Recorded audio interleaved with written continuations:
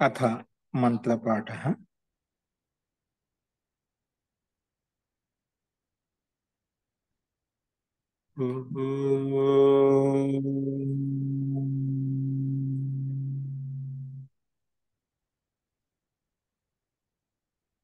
सहनाववतु सहनौ भुनक्तु सह वीर्यं करवावहै तेजस्विनावधीतमस्तु मा विद्विषावहै।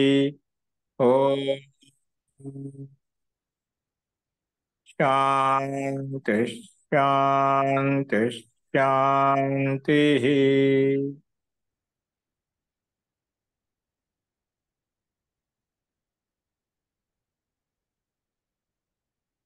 सर्वेभ्यो नमः।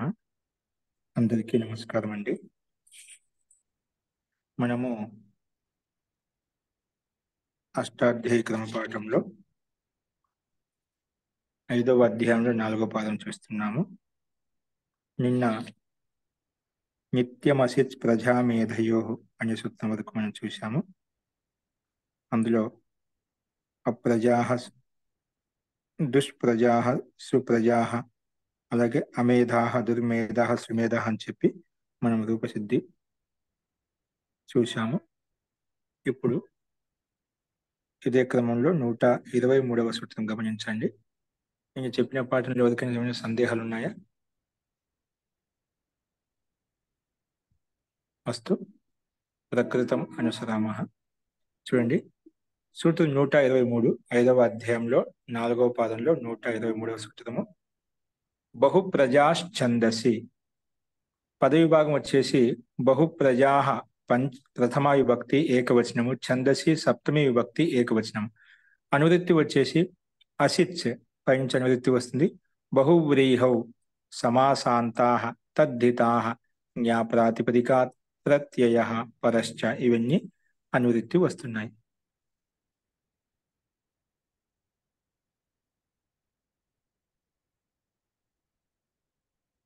అర్థः ఛందసి విషయే బహుప్రజా ఇది నిపాత్యతే। ఛందసి విషయంలో బహుప్రజా శబ్దం నిపాదం చేయబడుతుందంట। ఛందసి విషయే బహుప్రజా ఇది నిపాత్యతే। అసిచ్ ప్రత్యయాంత, అలాగే అసిచ్ ప్రత్యాంతం కూడా నిపాదం చేయబడుతుందన్నమాట।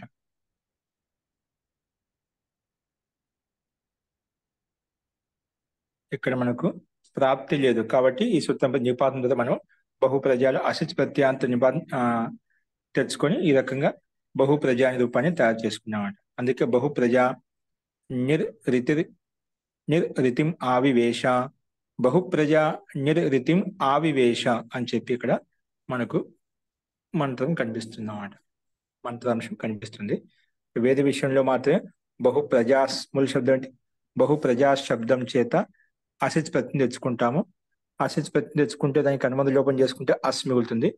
బహుప్రజా అస్ కలిపితే బహుప్రజాసస్ అయిపోతుందన్నమాట।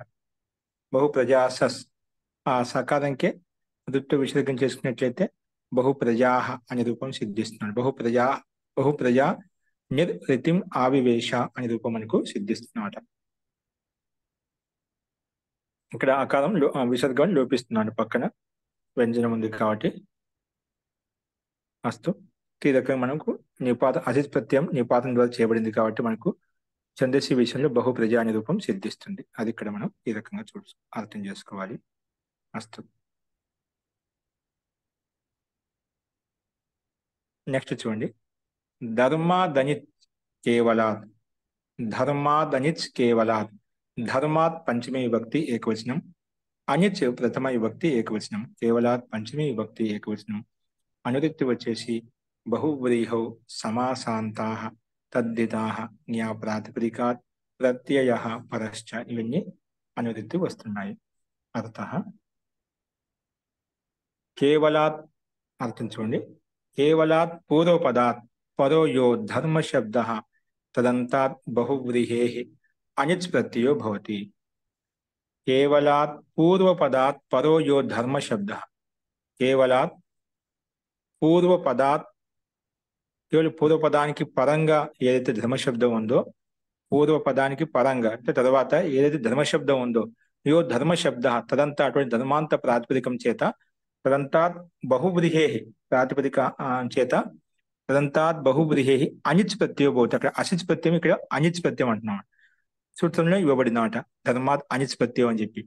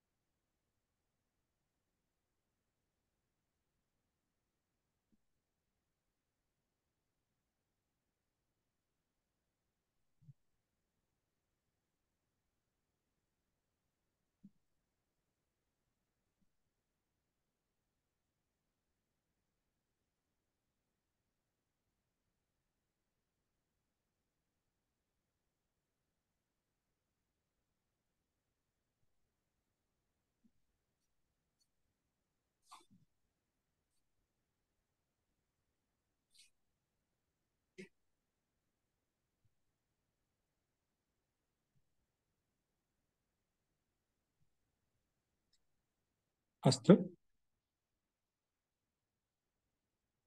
ఇక ఉదాహరణ చూడండి. మనకు కళ్యాణ ధర్మో అస్య కళ్యాణ ధర్మ, కళ్యాణ ధర్మ, అలాగే ప్రియ ధర్మో అస్య ప్రియ ధర్మ అని చెప్పి ఇక్కడ ఉదాహరణలు ఇవ్వబడ్డాయి మనకు. కళ్యాణో ధర్మో అస్య కళ్యాణ ధర్మ. ఇక్కడ మనకు ధర్మాంత శబ్దం అంటే బహుళ సమాసంలో, ఎందుకంటే బహుళ కళ్యాణ ధర్మో అస్య అని చెప్పి చెప్పుకున్నాను, బహుళ సమాసంలో ఉంది కాబట్టి ఆ ధర్మాంత ప్రాతిపదికం చేత మనకు బహుళ సమాసాంత ప్రాతిపదికం చేత అనిచ్ ప్రత్యయం వచ్చింది. కళ్యాణ ధర్మ అనిచ్. అనిచ్ ప్రత్యయానికి అనుబంధ లోపం చేస్తే అను మిగులుతుందన్నమాట. కళ్యాణ ధర్మ అనిచ్, అనిచ్ కనుక అను మిగిలిందన్నమాట. కళ్యాణ ధర్మ అన్న అని ప్రత్యయం నిమిత్తం చేసుకుని ఎస్ ఏది లోపం చేసుకున్నట్లయితే కళ్యాణ ధర్మ అన్న. మొత్తం కలుపుకుంటే కళ్యాణ ధర్మన్. పక్కన సు తెచ్చుకున్నాము. సు తెచ్చుకున్న తర్వాత కళ్యాణ ధర్మన్, కళ్యాణ ధర్మన్ సు కర్మలో సా మిగిలింది. దానికి సర్వనామస్థానే చా సర్వనామస్థానే చా సంబుద్ధో ప్రకారంగా దీర్ఘం వస్తుందా ఉపదాకి. దీనికి సుడ నపుంసకస్య ప్రకారం సంజయ్ ఉంది కాబట్టి సర్వనామస్థానే చా సంబుద్ధో ప్రకారంగా ఉపదాకి ధర్మన్ శబ్దంలో నకారాంతం ఉపదాకి దీర్ఘం చేశాం. అప్పుడు కళ్యాణ్ ధర్మాన్ అయిపోయింది అన్నమాట.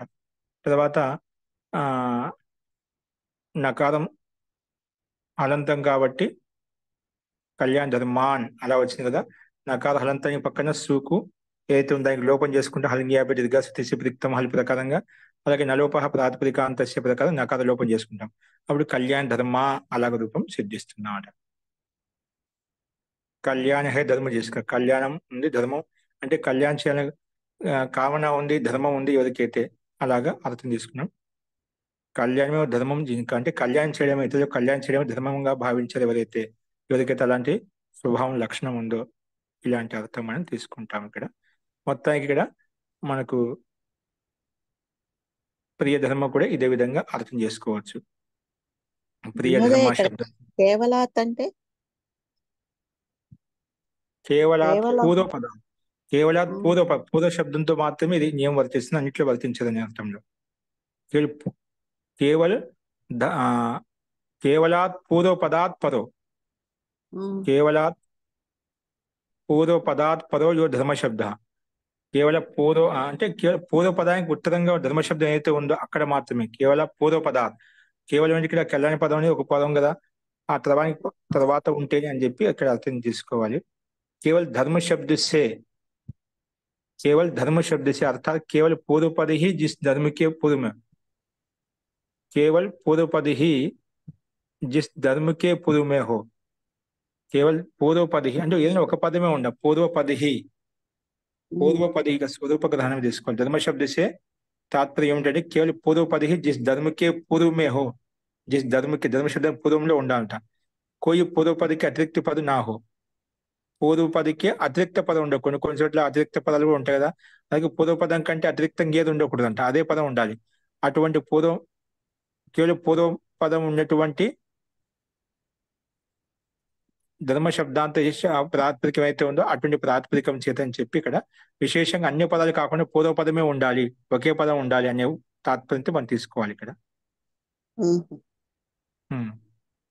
అంటే పరమః స్వహ ధర్మ అని ఉన్నప్పుడు రాదు ధర్మహాస్య అన్నట్టు పరమః స్వహ ధర్మహాస్య అన్నప్పుడు రాదు స్వ ఉంది కదండి స్వ ఉంది పరమః రెండు ఉన్నాయి కదా పూర్వపదాలు స్వ పరమ ధర్మ జీ అదే ఒకే పదం అన్య వేరే పదాలు ఉండకూడదు అన్ని పదాలు ఉండకుండా ఒకే పదం ఉన్నట్లయితే వీళ్ళు పూర్వ పదానికి ఒక్క పదానికి తర్వాత ఉన్నటువంటి ధర్మాంత శబ్దం ఉంటే ఆ సందర్భంలో మాత్రం మనం తీసుకోవాలి ఇక్కడ మనకు ఒక పదాన్ని మనకి ఎందుకంటే సమాసం అన్నప్పుడు అనేక పదాలు ఉండొచ్చు కదా దానికి వికల్పం ఇవ్వకుండా ముందుగానే కేవల శబ్దం చేత దాన్ని బంధించేసాడు అన్నమాట పదాన్ని అది కేవలం పూర్వపదం ఉన్నటువంటి ధర్మ శబ్దాంతం చేత మనం తీసుకోవాలని భావం దగ్గర చెప్పబడింది అస్తు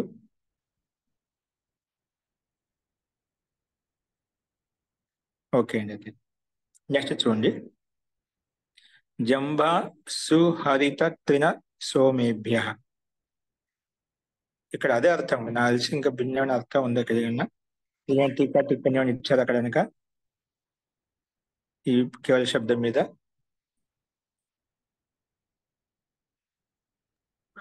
ఇందాక చెప్పింది పాయింట్ అదొకటే అండి అదే అదే ప్రత్యుదాని కింద మీరు చెప్పారు ఓకే అంతే అంతే అండి అంటే పద సముదాయము కాకుండా పూర్వపదము కేవలం పూర్వపదం ఒక్క పదమే ఉన్నప్పుడే ధర్మకి పూర్వపదం ఒకటి ఉన్నప్పుడే అప్పుడే అనిచ్చన్న ప్రత్యయం వస్తుంది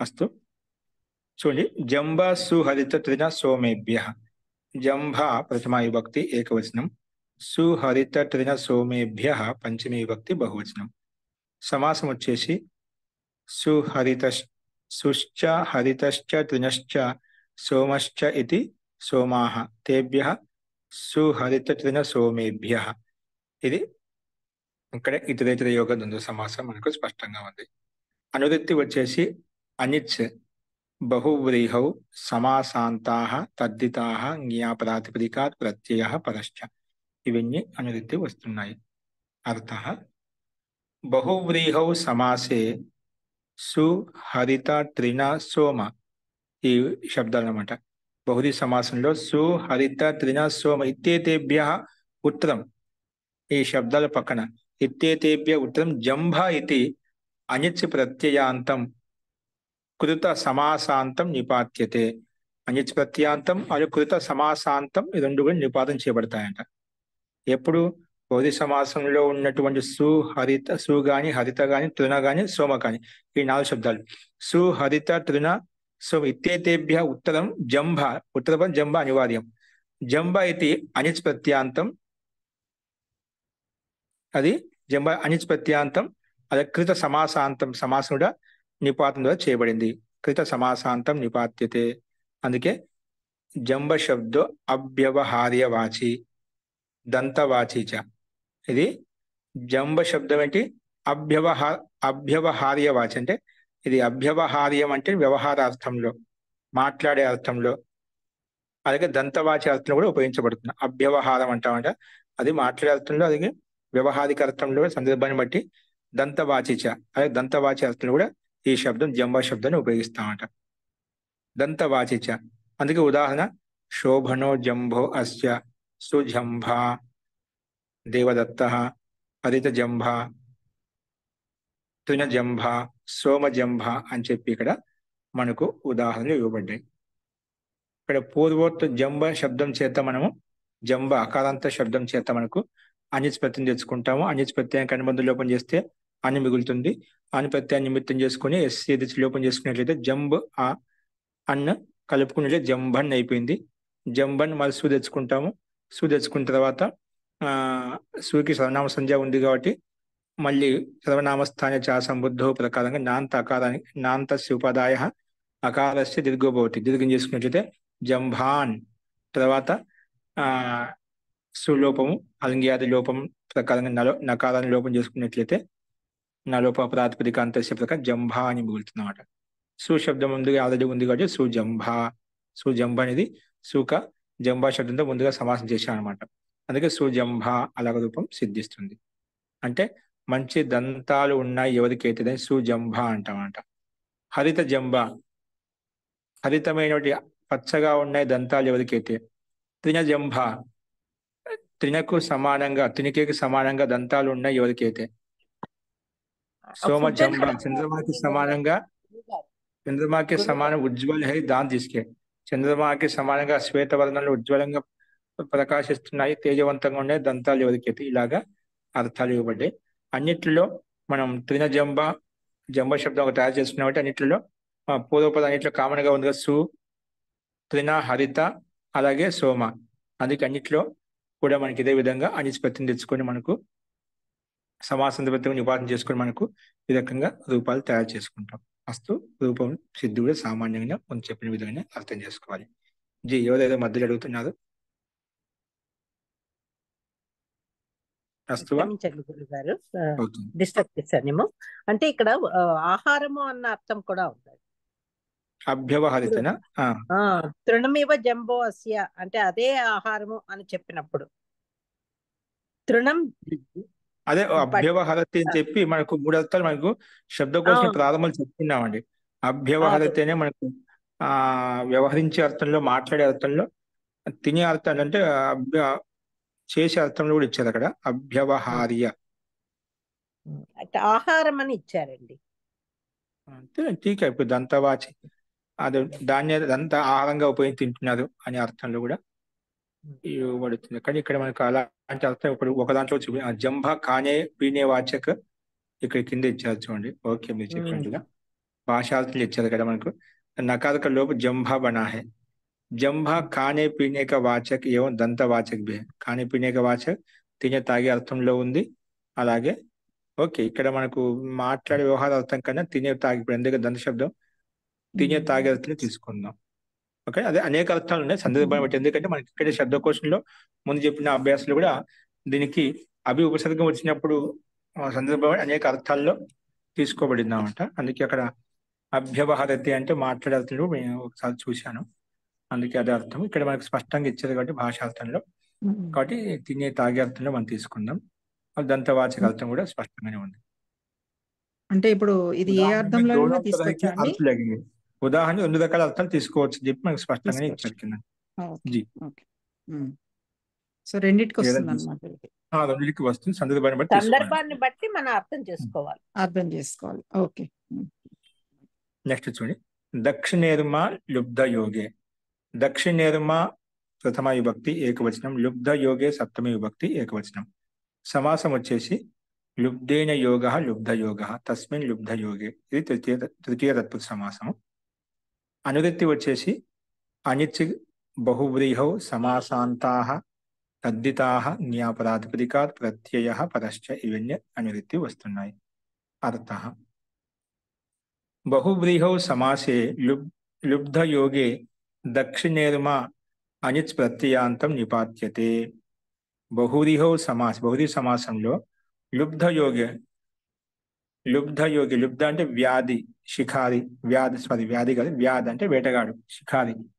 లుబ్ధ యోగి అలాంటి వేటగాడు అని అర్థం, శిఖారి అని అర్థంలో. బహువ్రీహౌ సమాసే లుబ్ధ యోగే దక్షిణేర్మా. దక్షిణేర్మాక లుబ్ధ అంటే వ్యాధి, శిఖారి అని చెప్పుకున్నాం. శిఖారి యొక్క యోగం ఉండాలి, సంబంధం ఉన్నప్పుడు దక్షిణేర్మా ఏ శబ్దం అనిచ్ ప్రత్యాంతం నిపాతం చేయబడింది. దక్షిణేర్మా శబ్దము అనిచ్ ప్రత్యాంతం నిపాత్యతే. సూత్రం దక్షిణేర్మా శబ్దం కదా, అది అనిచ్ ప్రత్యంతో నిపాతం చేయబడింది. కానీ ఏ అర్థంలో? లుబ్ధ యోగంలో అంటే శిఖారి వేటగాడు అనే అర్థంలో సంబంధం ఉన్నట్లయితే అప్పుడు ఆ సందర్భంలో ఈ సూత్రం ప్రకారం అనిచ్ ప్రత్యయాంతం నిపాతం చేసుకుంటాం. అందుకే దక్షిణం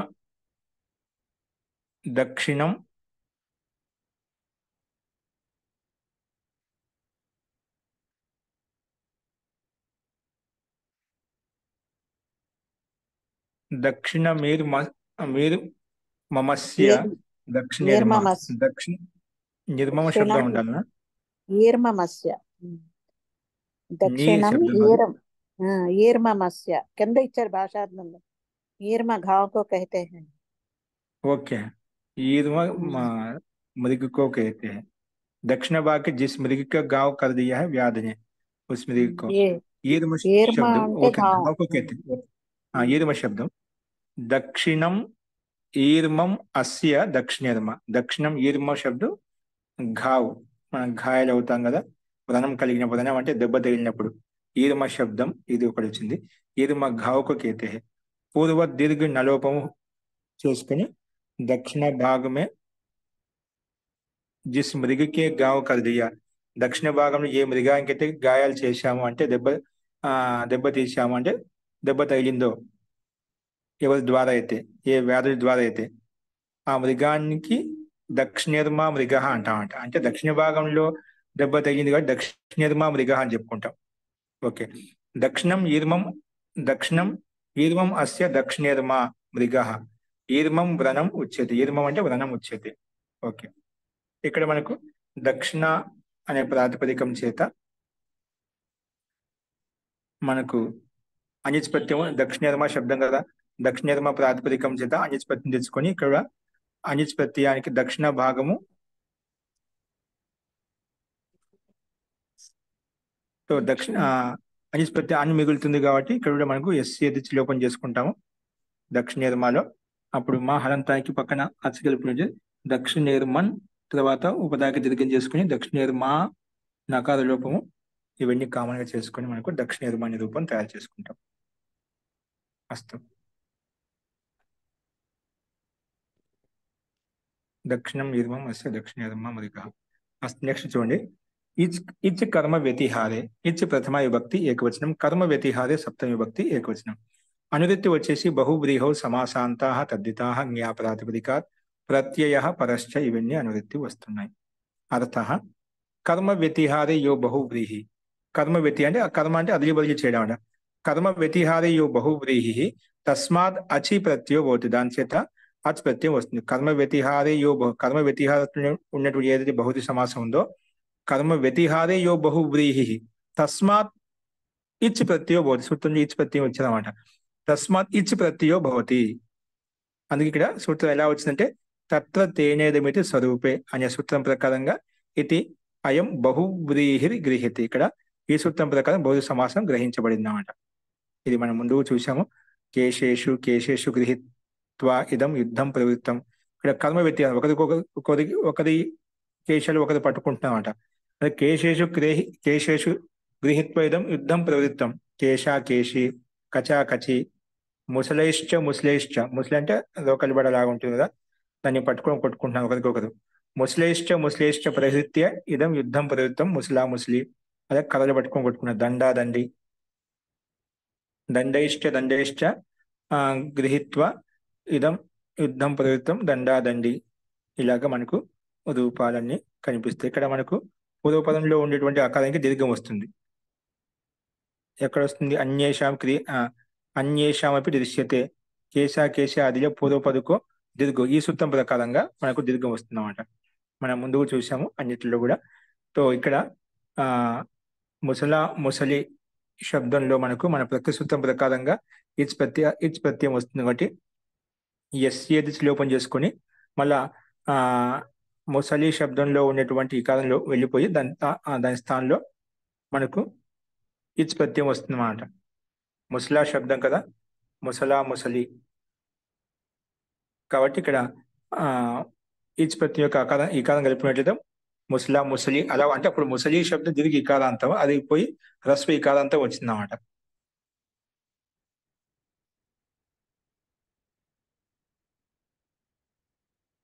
తర్వాత పూర్వపదంలో ఉండేటువంటి ఆకారానికి దీర్ఘం చేసుకున్నట్లయితే అన్యేషాంపి దృశ్యతే ప్రకారంగా కేశ కేశి కచాకచి ఇవన్నీ కూడా మనకు రూపాలు సిద్ధిస్తాయి అన్నమాట.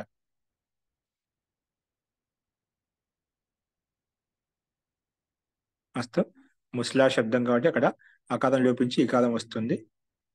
అలాగే కేశ శబ్దంలో కూడా అకారం లోపించి ఈకారం వస్తుంది. మన ఇచ్ ప్రత్యయం కాబట్టి ఇచ్ ప్రత్యయం యొక్క ఈ మనకు అక్కడ అంత్యంలో కలుస్తుంది కాబట్టి ఎస్ ఏది లోపం చేసిన తర్వాత ఈ రకంగా మనకు కేశ కేశి ముస్లా ముస్లి అనే రూపాలు సిద్ధిస్తాయి. ముఖ్యంగా గుర్తుపెట్టుకోవాల్సింది అన్యేషామి దృశ్యతే ప్రకారంగా పూర్వపదంలో ఉండేటువంటి ఆకారానికి దీర్ఘం చేస్తామన్నమాట. అందుకే ముసలా అలాగే దండ కేశ ఇక్కడ అన్ని చోట్ల మనకు దీర్ఘం కనిపిస్తుంది. అస్తు నెక్స్ట్ చూడండి ఊదసోనంగ్. ఊదస షష్ఠీ విభక్తి ఏకవచనం, అనంగ్ ప్రథమ విభక్తి ఏకవచనం. అనువృత్తి వచ్చేసి బహువ్రీహౌ సమాసాంతాః తద్ధితాః జ్ఞాపరాతిపదికాత్ ప్రత్యయః పరశ్చ. అర్థః ఊదః శబ్దాంతస్ బహువ్రీహేః సమాసాంతో అనంగాదేశు. పైన ఇంకా 2 సూత్రాలు ఉన్నాయి. 128 చెప్పలేదు కదా. ద్విదండ్యాదిభ్యశ్చ అది చెప్పలేదు కదా. ఓకే పేపర్ స్లైడ్ మార్చి కిందికి వచ్చేసాం. నెక్స్ట్ ఇస్ కర్మ వ్యతిగారి కిందికి వచ్చేసాం. ద్విదండ్యాదిభ్యశ్చ ద్విదండ్యాదిభ్య పంచమి చతుర్థ విభక్తి బహువచనం. చతుర్థ విభక్తి బహువచనం అని చాలా తక్కువ కనిపిస్తుంటాడు. ద్విదండ్యాదిభ్య చతుర్థ విభక్తి బహువచనం చ అవ్యపదం. సమాసం వచ్చేసి ద్విదండి ఆది ఏషాం తే ద్విదండ్యాదయ.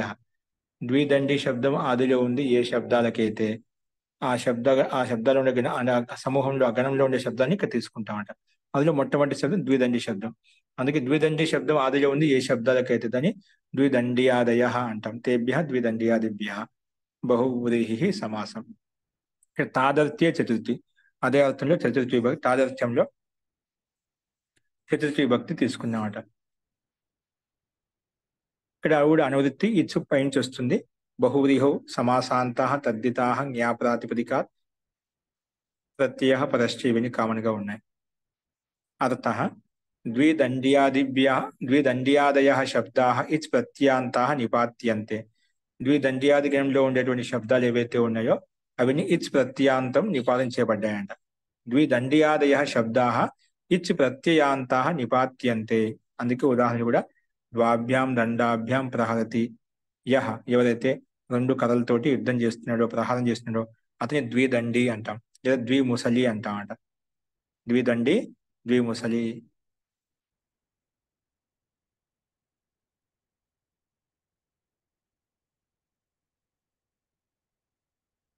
ద్విదండ ద్విముసల శబ్దం చేత మనం ద్విదండ ద్విముసల శబ్దం చేత మనం ఈచ్ ప్రత్యయం తెలుసుకున్నట్లయితే ఎస్ చేతి శ్లోపం చేసుకుని మనం ఈ కాలం కలుపుకుంటాం కదా. ద్విదండి ద్విముసలి అనే రూపాలు మనకు ఇక్కడ కనిపించాయి అనమాట. ఇక్కడ इस प्रत्यय गण में जैसे पठित है वैसे ही साधु समझने चाहिए. ద్విదండి ఆది శబ్దాలు ఇచ్ ప్రత్యాంతం గణంలో ఆల్రెడీ మనకు ఇచ్ ప్రత్యాంతో ఇవ్వబడ్డాయి అన్నమాట. అంటే ఎలాగైతే ఇచ్చారో అక్కడే అలాగే తీసుకోవాలి.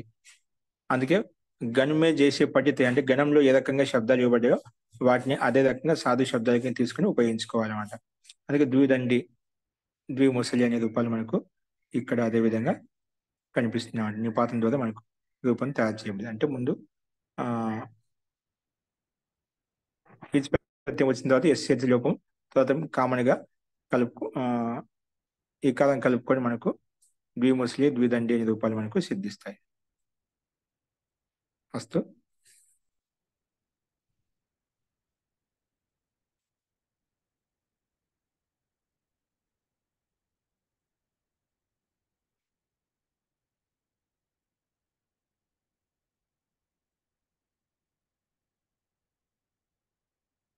చూడండి. నెక్స్ట్ చూడండి. ప్రసంభ్యాం జాను నోర్జు. ప్రసంభ్యాం పంచమి విభక్తి ద్వివచనం, జాను నోహో షష్ఠి విభక్తి ద్వివచనం, జ్యూహు ప్రథమ విభక్తి ఏకవచనం. 3 పదాలుగా సూత్ర విభాగం కనిపిస్తుంది. సమాసం వచ్చేసి ప్రశ్చ సంచ ప్రసమౌ తాభ్యాం ప్రసమాభ్యాం ఇతరేతరయోగ ద్వంద్వ సమాసం. అనువృత్తి వచ్చేసి బహువ్రీహౌ సమాసాంతాః తద్దితాః జ్ఞాప్రాతిపదికాత్ ప్రత్యయః పరశ్చ.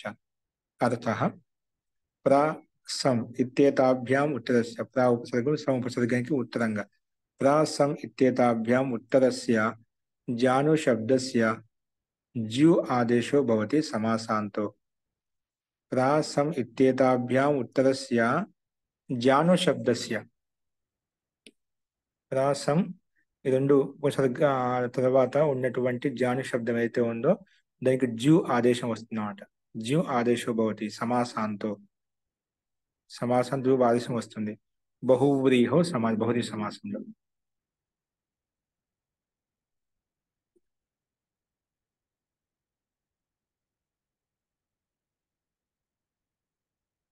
అస్తు. అందుకే ప్రకృష్టే జానుని అస్య ప్రజ్ఞు సంహతే జానుని అస్య సంజ్ఞు ఇలాగా మనకు రూపాలు కనిపిస్తున్నాయి.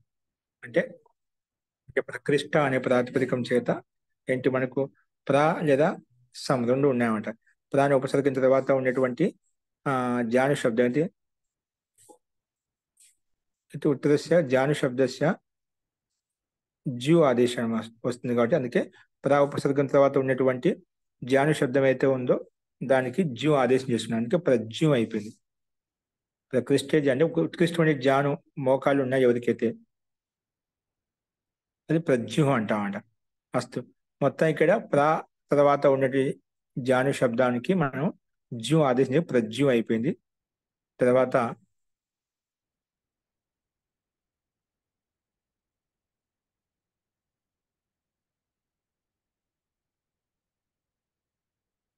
ఇక్కడ జ్యు ఆదేశం ముఖ్యంగా చెప్పారన్నమాట. అస్తు. అందుకే ప్రాసం తర్వాత ఉన్న జాను శబ్దానికి సమాసాంత సమాసం కదా జ్యు ఆదేశం వచ్చిందన్నమాట. మనకు ప్రత్యయం తెచ్చుకోలే ఇక్కడ డైరెక్ట్ గా వచ్చినటువంటి సమస్త పదానికి ఇక్కడ జా స్థానంలో జాను స్థానంలో జ్యు ఆదేశం చేయడం విశేషం అనమాట. అదే సమాసాంత జ్యు ఆదేశం. సమాసాంత ప్రత్యయం తెచ్చుకున్నాము, ఇక్కడేమో సమాసాంత ఆదేశం అని చెప్పుకుంటున్నాం అన్నమాట. ఇంతవరకు ఇక్కడ ఇంతకు సమాసాంత ప్రత్యయాలు తెచ్చుకున్నాం, ఇక్కడ వచ్చే ఈ సూత్రంలో సమాసాంత ఆదేశం అని చూస్తున్నాం అన్నమాట. అందుకే ఇక్కడ ప్రజ్యు అంటే జాను అంటే మోకాలు, జంగా ఇచ్చారు. ఇక్కడ జంగా అంటే తొడ, మంచి తొడలు ఉన్నాయి ఎవరికైతే అన్నిటిగా. సంజుహు ఇక్కడ అదే అర్థం. సమ్యక్ జంగాయ జిష్కి సేమ్ అదే అర్థం ఇచ్చారు ఇక్కడ. అసలు జాను అంటే మామూలుగా మోకాలు అని అర్థం వస్తుంది జానుని. అస్తు ఇక్కడ జంగా అర్థంలో తొడ అర్థం కూడా తీసుకోబడింది. అస్తు. అన్నిటిలో మనకు జ్యు ఆదేశం విశేషం. తర్వాత సామాన్యంగా తెచ్చుకుని ఋతు విసర్గం చేసుకున్నట్లయితే ప్రజ్యుహు సంజ్యుహు అనే రూపాలు సిద్ధిస్తాయి. ప్రా పక్కన సం పక్కన ఉన్న జాను శబ్దానికి జ్యు ఆదేశం విశేషం. అస్తు. నెక్స్ట్ వచ్చేసి ఊర్ధ్వాద్ విభాష. ఊర్ధ్వాద్ పంచమీ విభక్తి ఏకవచనం, విభాష ప్రథమ విభక్తి ఏకవచనం. అనువృత్తి వచ్చేసి జానునోహు జ్యుహు, బహువ్రీహౌ సమాసాంతాః తద్దితాః జ్ఞా ప్రాతిపదికాత్ ప్రత్యయః పరశ్చ. ఇవన్నీ అనువృత్తి వస్తున్నాయి.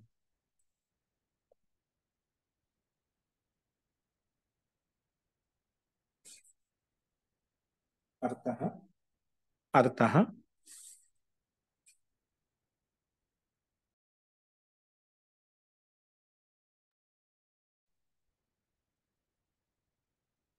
చూడండి. ఊర్ధ్వ శబ్దాద్ ఉత్తరస్య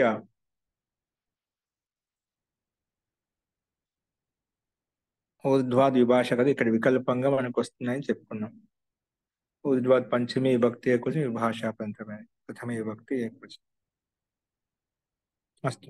అనువృత్తి పదాలు సామాన్యంగా పైనుంచి జానునోహు జ్యుహు బహువ్రీహౌ సమాసాంతాః తద్దితాః ఇవన్నీ అనువృత్తి పదాలు కనిపిస్తున్నాయి. అర్థః ఊర్ధ్వ శబ్దాలు ఉత్తరస్య జాను శబ్దం. ఊర్ధ్వ శబ్దానికి ఉత్తరంగా ఉన్న జాను శబ్దం అయితే ఉందో ఇక్కడ వికల్పంగా జ్యు ఆదేశం భవతి సమాసాంతో. బహువ్రీహౌ సమాసం, బహువ్రీ సమాసంలో మాత్రమే ఒకవేళ ఊర్ధ్వ శబ్దానికి ఉత్తరంగా జాను శబ్దం ఉన్నట్లయితే అప్పుడు వికల్పంగా జ్యు ఆదేశం వస్తుందని చెప్పి ఈ సూత్రం ప్రస్తావించింది. అస్తు. అందుకే ఊర్ధ్వే జానుని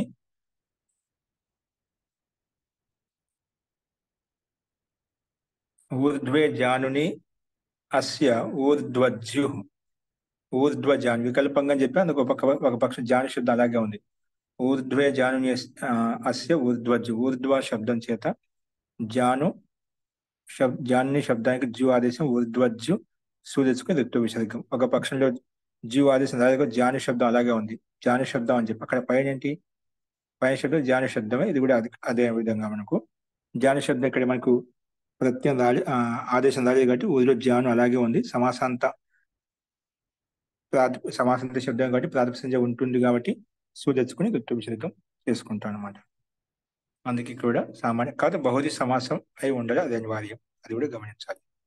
అస్తు అందుకే ఊర్ధ్వజ్జు ఊర్ధ్వజాను అర్థం మటుకు పైన చెప్పిన విధంగా ఇక్కడ అంటే ఎత్తుగా ఉన్నాయి జంఘ ఎవరికైతే అలాగే ఊర్ధ్వజ్జు అని చెప్పి చెప్పుకోండి. ఎత్తుగా ఉన్నాయి ఎవరికైతే అటువంటి వ్యక్తిని ఇక్కడ మనం ఊర్ధ్వజ్జు ఊర్ధ్వజాను అని చెప్పి చెప్పుకుంటాం. నెక్స్ట్ చూడండి ఊదసో నంగ్. ఊదసః షష్ఠి విభక్తి ఏకవచనం, అనంగ్ ప్రథమ విభక్తి ఏకవచనం. అనువృత్తి వచ్చేసి బహువ్రీహౌ సమాసాంతాః తద్దితాః జ్ఞా ప్రాతిపదికాత్ ప్రత్యయః పరశ్చ ఇవన్నీ అనువృత్తి వస్తున్నాయి. అర్థః ఊదః శబ్దాంతస్య బహువ్రీహేః సమాసాంతో అనంగాదేశో భవతి. ఊద శబ్దాంత బహుళి సమాసం అయితే ఉందో ఊద శబ్దాంత బహుళి సమాసం అయితే ఉందో అక్కడ అటువంటి సమాసాంత ప్రాతిపదికానికి అనంగాదేశం వస్తుంది. ఊదా శబ్దాంతస్య బహువ్రీహేః అనంగాదేశో భవతి అని చెప్పి ఇక్కడ మనం చెప్పుకున్నామట.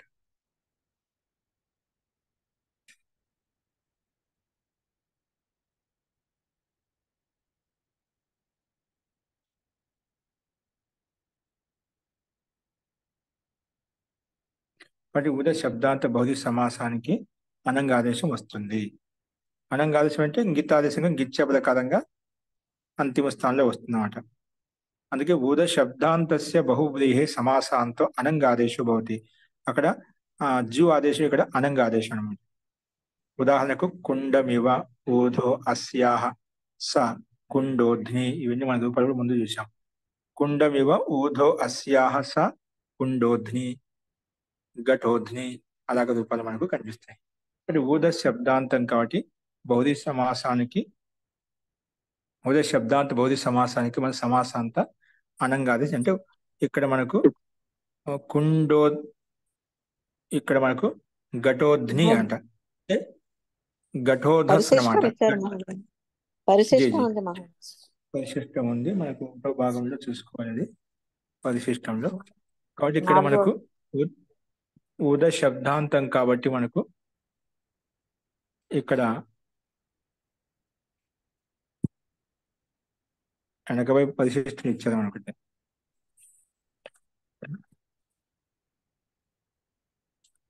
ప్రారంభంలో మనం చెప్పుకున్నాం అయితే దీన్ని, అది ఇక్కడ మనకు కనిపిస్తుంది చూడండి. మొత్తానికి ఇక్కడ కుండమివ ఊధో అస్య కుండోధ్ని, కుండుకే సమాన్ ఆయన్, కుండుకే సమాన్ ఆయన్ అంటే విస్తారం పొడవు వెడల్పు ఏదైతే ఉందో దాన్ని అలా తీసుకుంటాం. కుండోధ్ని కుండుకే సమాన్ జిస్కా ఆయన హై అంటే ఎవరికైతే వెడల్పు పొడవు అలా ఉందో. ఇక్కడ మనకి ఈ రకంగా విగ్రహవాక్యం చూసాము. కుండమివ ఊధో అస్య, కుండ సు ఊధస్సు. ఇక్కడ మనం అలౌకిక విగ్రహవాక్యం చూసినట్లయితే ఇక్కడ అనేక మన్య పదార్థ ప్రకారంగా సమాసం చేయబడింది. తర్వాత సుప్లుక్ చేసుకుంటాము, కుండ ఊధస్ మిగులుతుందంట. ఇప్పుడు ఊధస్ శబ్దాంతం కావాలి కదా మనకు ప్రకృతి సూత్రం ప్రకారంగా. కుండ ఊధస్, ఊధస్ శబ్దాంత బహుళి సమాసం కాబట్టి ఇక్కడ ఈ స్థితిలో కుండ ప్లస్ ఊధస్ ఈ రెండు శబ్దాల మధ్య ఆద్గుణ ప్రకారం గుణం చేసుకుంటాం, కుండోధస్ అయిపోయిందన్నమాట. ఇప్పుడు ఈ స్థితిలో మన ప్రకృతి సూత్రం ప్రకారం ఊధసోణం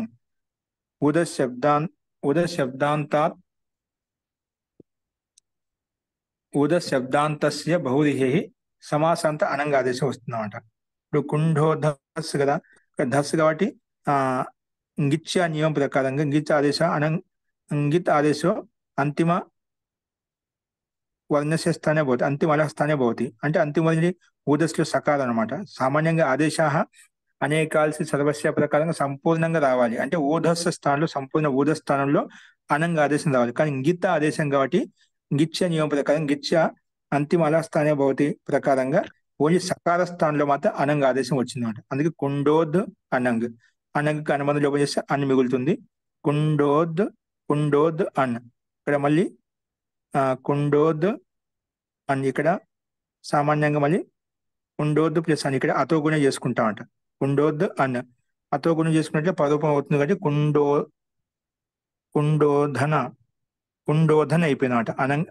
అనంగిక అని మిగిలింది కదా, అని కలుపుకున్నట్లయితే కుండోధన్. ఎందుకంటే పదరూపం చేసిన అతో గుణ కుండోధన్లో అంటే కుండోధ దకారంలో ఉండే అకారంలో ఉండే ఆల కలిసిపోయింది, అందులో ఉండే ఆల కలిసిపోయింది కాబట్టి కుండోధన్ అయిపోయింది అనమాట. ఇప్పుడు మొత్తానికి దీనికి ప్రాథమిక సంధ్య ఉంది కాబట్టి ఆ ప్రాథమిక సంధ్య ఇక్కడ ఉంది కాబట్టి మనకు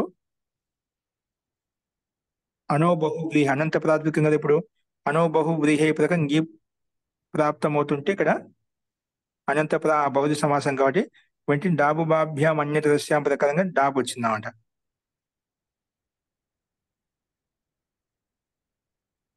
కానీ దాన్ని కూడా బాధించి బహువ్రీహే ఓదసో ఇంగిస్, ఇది బౌద్ధ సమాసం ఓదసో ఇంగిస్ ప్రకారంగా విశేషంగా చెప్పబడింది కాబట్టి ఉద శబ్దాంతానికి బహువ్రీహే ఓదసో ఇంగీస్ ప్రకారం ఇంగీస్ ప్రత్యయం తెచ్చుకునేవాడు. అందుకే కుండోధన్ ప్లస్ ఇంగీస్ తెచ్చుకున్నట్లయితే ఇంగీస్ కనుమతి లోపం చేసుకుని కుండోధన్ ఈ స్థితిలో మనకు బహువ్రీహో ప్రకృతి పూర్వపదం ప్రకారంగా ప్రకృతి స్వరం వచ్చింది. ప్రకృతి స్వరం అంటే సతిశిష్టో స్వరో బల్యాని ప్రకారంగా మనకు ఈ పరిభాష నియమం ప్రకారంగా ఏమొచ్చింది, గీస్ అంటే ప్రతి ఒక్క స్వరం ఆద్యుదాత్తశ్చ వచ్చిందన్నమాట. అంటే ఆద్యశ్చ అంటే ఈకారం ఉదాత్తం అయిపోయింది. ఆది ఉదాత్తం అంటే ఈ ఒకటి వర్ణం కాబట్టి ఉదాత్తం అయిపోయింది. ఎప్పుడైతే ఈ ఉదాత్తం అయిపోయిందో మిగిలినన్ని కూడా అనుదాత్తాలు అయిపోతాయి అనమాట. మిగిలినన్ని కూడా అనుదాత్తాల కింద వచ్చేస్తాయి. అనుదాత్తం పదం ఏకవర్జ్యం అంటే ఒక ఉదాత్తని వదిలేసి ఈని వదిలేసి మిగతా కూడా అనుదాత్తాలు వచ్చాయి. కు ఓ ధ ఈ మూడు వర్ణాలు అనుదాత్తంగా వచ్చేసాయన్నమాట. ఎప్పుడైతే అనుదాత్తంగా వచ్చేసాయో అప్పుడు ఇప్పుడు అంతోదాత్తం ఉండిపోయింది అన్నమాట. ఇక్కడ మనకు అంతోదాత్తంగా ఉండిపోయింది. అస్తు. తర్వాత యచ్చిభం ప్రకారం భాష్యం ఉంది కాబట్టి భాష్య అల్లోపోన ప్రకారంగా అనుభావం లోపిస్తున్నామంట. అల్లోపోన ప్రకారం అనుభావం కాదు, ధకారంలో ఉన్నటువంటి అకారం లోపిస్తున్నామంట. అల్లోపోన అనంతలో ఉండే ఆకారానికి ఉపదాలో ఉండే ఆకారం లోపిస్తుంది. అల్లోపోన ప్రకారం అత్ లోప అంటే ఉపదాలో ఉండే ఆకారం లోపిస్తుందన్నమాట. అందుకే కుండోధన్లో దకారంలో ఉండేటువంటి ఆకారం లోపించింది కాబట్టి కుండోధన ఈ కుండోధ్ని అలా వచ్చేసిన కలుపుకుని ఈకారం కలిపినట్లయితే అంతిమ గీస్ ప్రతి యొక్క ఈకారం కలిపినట్లయితే కుండోధ్ని అలాగ రూపం సిద్ధిస్తుంది. ఇక్కడ ఎప్పుడైతే మనము సతిశిష్టో స్వర ఆదిదాత్త ప్రకారంగా ప్రత్యస్వరం చేశామో అనుదాత్తం పదం ఏకవర్జ్యం ప్రకారంగా మిగిలినవన్నీ కూడా అనుదాత్తాలు అయిపోయాయి అనమాట. ఈ రకంగా అంత ఉదాత్తం ఉండిపోయింది అనమాట. తర్వాత మనం సు తెచ్చుకొని దానికి హలంగ్యాభ్య దీర్ఘ సుతిస్య ప్రయుక్తం హల్ ప్రకారంగా గ్యంతానికి తర్వాత ఉండే సు కాబట్టి గ్యంత రుద్రస్య సు ఇత్యస్ లోపభవతి ప్రకారంగా లోపం చేసుకుంటాం. అలాగే ఘటోద్నిలో కూడా ఇదే విధంగా అంతుదాత్తం వస్తుంది. ఇక్కడ ఆద్యుదాత్త ప్రకారంగా ఆదుదాత్తం అవుతుంది. ఇక గీప్క స్వరం అనుదాత్తవు సుప్పితో ప్రకారంగా గీప్క స్వరం అంటే అనుదాత్తవు ఇక ఇక్కడ ఏంటి మనకు ఘటోద్నిలో ఆద్యుదాత్త ప్రకారంగా గీస్ వచ్చింది. తర్వాత గీప్క స్వరం ఏంటి అనుదాత్తవు సుప్పితో. ఇక్కడ మనకేంటి గీప్ అంటున్నామట. గీప్ కాబట్టి ఇక్కడ పిత్ స్వరం కాబట్టి అనుదాత్తవు సుప్పితో ప్రకారంగా అనుదాత్తం వస్తుందన్నమాట. అనుదాత్తం సుప్పితో ప్రకారంగా అనుదాత్తం వస్తుంది. అక్కడేంటి మనకు గీస్ ప్రత్యయం అనమాట. గీస్ ప్రత్యయం కాబట్టి అక్కడ మనకు సమస్య లేదు, ఆదిదాత్త ప్రకారంగా స్వరం వచ్చేసింది అనమాట. ఇక్కడ గీ ప్రత్యయం కాబట్టి పిత్ ప్రత్యయం కాబట్టి అనుదాత్తం సుప్పితో ప్రకారంగా ఆదిదాత్తం వచ్చింది. అది మనం గమనించాలి. అంటే రెండు చోట్ల అక్కడ ఆది ఉదాత్తమే, కాకపోతే ఏంటంటే ఇక్కడ పిత్ స్వరం ఉన్నప్పుడు ఈ సూత్రం ప్రకారం విశేషంగా వచ్చింది అనమాట. ఫస్ట్ ఈ రకంగా కుండోదిని ఘటోదిని రెండింటిలో కూడా అనుదాత్త స్వరమే ఉంటుంది. అది ఇక్కడ మనకు చూపించబడింది. ఫస్ట్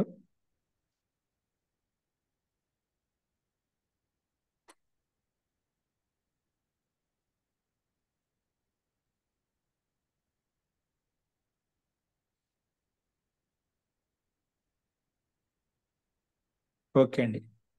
ఇది మీకు రూపసిద్ధి అర్థమైందా? మీ దగ్గర పరిశిష్టం ఉంటే అక్కడ మనకు స్పష్టంగా చెప్పబడింది, అక్కడ ఒకసారి మీరు తీసుకోవచ్చు. ఓకే అండి, మిగిలిన చూద్దామా? రేపు చూద్దాంలేండి. ఎందుకు ఎదుక సందేహం చెప్పండి.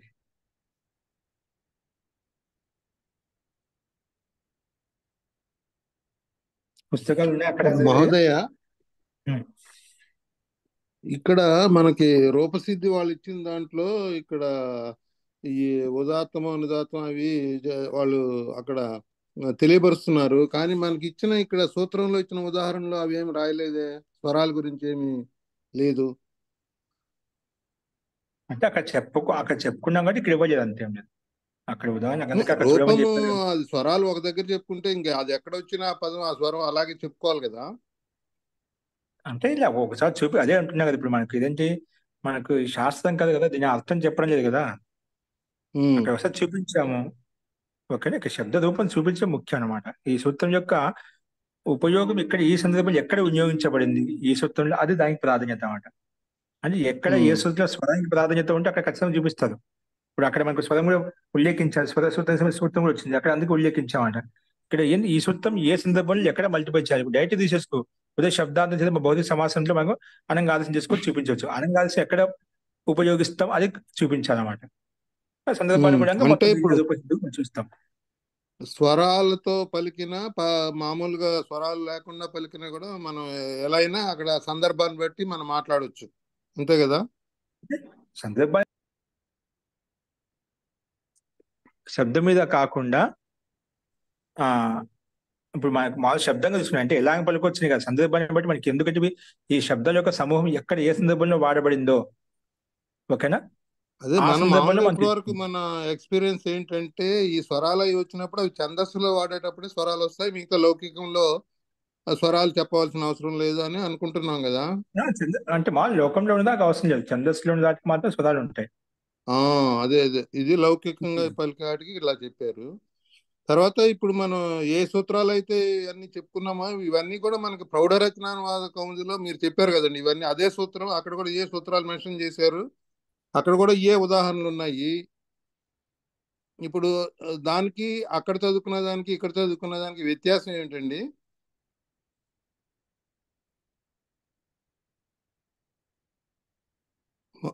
మహోదయ వినపడిందా? నాస్తి అత్ర.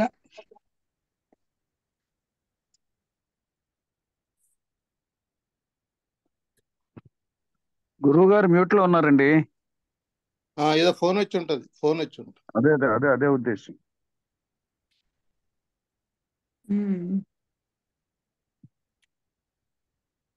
ఓకే, మీ డౌట్ ఏంటండి సోమనాద్రి గారు?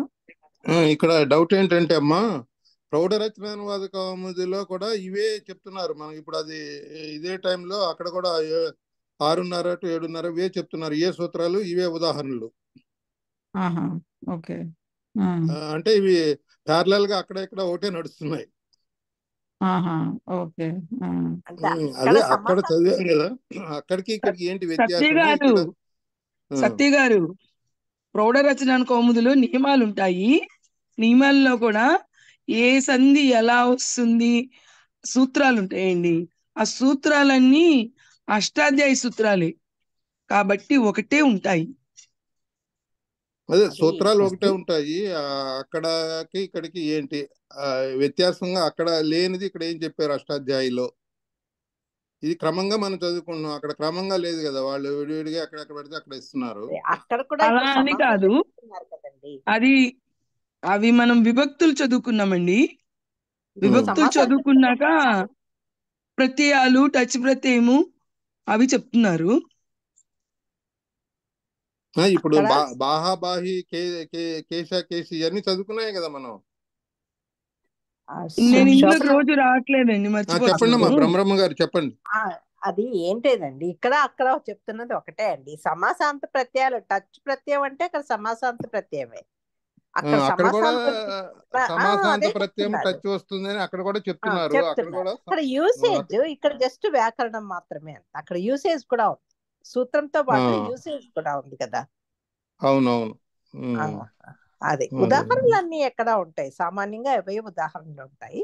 అవే యూసేజ్ అక్కడ ఉదాహరణలు ఉంటాయి. నేర్పిస్తారు. యూసేజ్ అక్కడ అవును. నేర్పిస్తారు, ఇక్కడ కేవలం వ్యాకరణ పరంగా చెప్తున్నారు అంతే. ఇక్కడ మనం నేను అబ్జర్వ్ చేసిన గురువు గారు నమస్కారం చెప్పండి. బ్రహ్మర గారు. నమస్తే. శబ్ద గురువు వాక్య గారు నిర్మాణం స్వరూపాయ కూడా వస్తుందండి మాకు ప్రౌఢ రచనానికి. అస్తు మధ్య మిమ్మల్ని డిస్టర్బెన్స్ చేశాను. అస్తు మనకు వ్యాకరణం శబ్ద స్వరూపాన్ని బోధిస్తుంది కాబట్టి ఆ మనం ఇక్కడ ఆ సందర్భాన్ని బట్టి అక్కడ సాహిత్యంలోవా ఛందస్సులోవా వేదంలోవా శ్లోకాల్లో ఆ సందర్భం అంటే అన్ని అర్థాలు తీసుకుంటాం అనమాట. ఇక్కడ కేవలం శబ్దం యొక్క అర్థం ఏ అర్థం, ఈ శబ్దానికి ఇదే అర్థం తీసుకోవచ్చా, ఇంకేదైనా అర్థం తీసుకోవచ్చా, ఎప్పుడు ఎక్కడ ఏ సందర్భంలో ఎలా అర్థం తీసుకోవాలి, అది మనకు నిశ్చయంగా దృఢంగా బోధిస్తుంది అన్నమాట. అస్తు ఏదో మీరు ప్రకారం ఏదో మాట్లాడుకుంటున్నారు, అకస్మాత్ నాకు ఫోన్ కాల్ వస్తే బయటికి వెళ్ళాను. జీ విషయం అది స్పష్టమైందా మీకు సోమనాథ్ గారు, బ్రహ్మగారు గారు చెప్పినది? శోభనాద్రి గారు మోదీ వినిపిస్తుందండి? ఆయన ఏమంటున్నారంటే ప్రౌఢ రచన కౌముదిలోను అష్టాధ్యాయులోను ఒకే సూత్రాలు ఏంటి అడుగుతున్నారు. మహోదయ, నేను ప్రౌఢ క్లియర్ గా రచన నా కౌముది అబ్జర్వేషన్ చెప్తున్నాను మహోదయ, వినండి. అక్కడ ప్రౌఢ రచనానువాద కౌముదిలో పలానా ప్రత్యయం వస్తుంది అని చెప్తారు, కానీ అక్కడ అనుబంధ లోపము అవన్నీ ఏం చెప్పకుండా అక్కడ ఆ మిగులుతుంది లేకపోతే ఈ వస్తుంది అంతే చెప్తున్నారు అక్కడ.